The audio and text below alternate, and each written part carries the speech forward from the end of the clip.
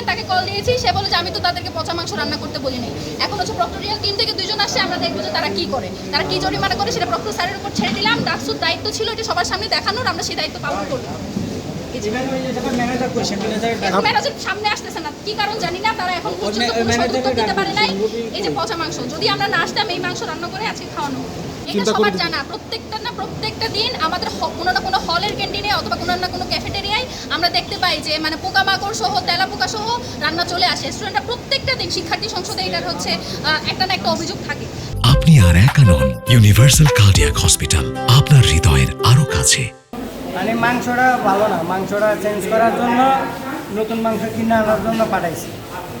পরে নতুন মাংস নিয়ে গেছে, এমন তাতে আপনারা আইসা যারা মিডিয়ারা আছেন এরা আইসা হাজির হয়েছে। আপনি ভাই এই মাংসটা দেখেন, ওনারা প্রথমে অস্বীকার করছে যে এটা পচা মাংস। আমি প্রথমে ভাবছি সিদ্ধ মাংস কিনা, এটার কালার সিদ্ধ করলে যেরকম হয়ে যায় মাংস অলমোস্ট ওইরকম হয়ে গেছে। তখন তারা বলছে ফ্রিজে রাখার কারণে, তখনও পর্যন্ত একবার অস্বীকার করেনি যে এটা রান্না হবে না। তারপরে যখন এটা নাকে দিয়ে যখন বুঝলাম যে এইটার অবস্থা দেখেন, তারপর নাকে দিয়ে যখন বুঝলাম যে এটা রান্না করা যাবে না, তখন তাদের কাছে জিজ্ঞেস করলাম এটা আপনারা খাবেন কিনা। তারপর বলছে আমরা এটা খাবো না। তারপর এটা রান্না হবে কিনা, বলে যে হ্যাঁ রান্না হবে। কেউ কোনো জবাব দিতে পারতেছে না, একজন বলছে রান্না হবে।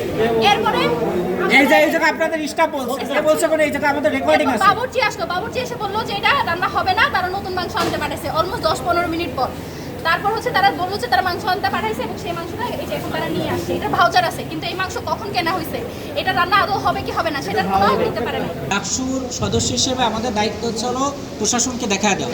আমরা দেখা দিয়েছি, এমনকি আমরা প্রশাসনের যে প্রক্টর টিম সাইফুদ্দিন স্যার তাকে ফোন দিয়েছি, তিনি আরও অ্যাসিস্ট্যান্টের নাম্বার দিয়েছিলেন তাকেও ফোন দিয়েছি।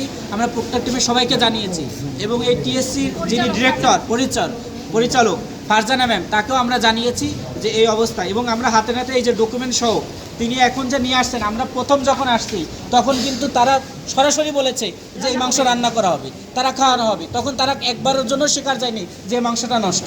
না হেরা কেউ রাখেন নিশ্চয়ই ইনফরমেশন দিছে, ইনফরমেশন আপনারা করেছেন বলেই তো ইনফরমেশনটা গিয়েছে। ইনফরমেশন পাইছে, কিন্তু আমি যেটা বাতিল করছি আমি কিন্তু পাবছি। আমি ঘটনা হলো আমার তো ছাত্র করে খাবাই, এটা পরীক্ষা করে খাওয়াই। আপনি বাতিল করেছেন, ভালো মন্দ কিচেনে পাওয়া গেল বাজার ম্যান বাতিল করে কোথায় রাখা হয়েছিল এটা কোন জায়গায়? মাংসটা বাতিল করে আমি সরাই দিছি। সরানোর পরে সরাই এটা দিছি যে নাকি মাংসটা আনে, এটা তো সরকারি মাল, এটা আবার কর্তৃপক্ষরা দেখায় যায় যে মাংসটা নষ্ট, এটা বাতিল। আচ্ছা, পালাই দিছি। আপনি আবার নতুন বাতিল করে কি আপনি পলিথিনে ভরে রেখেছিলেন?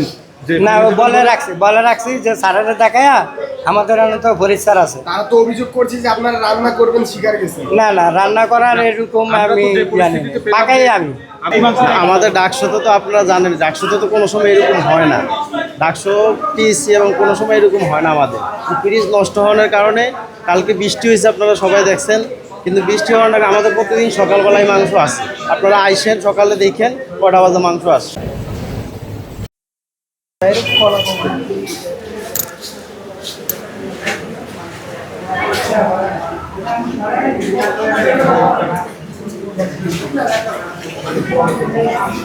Thank you.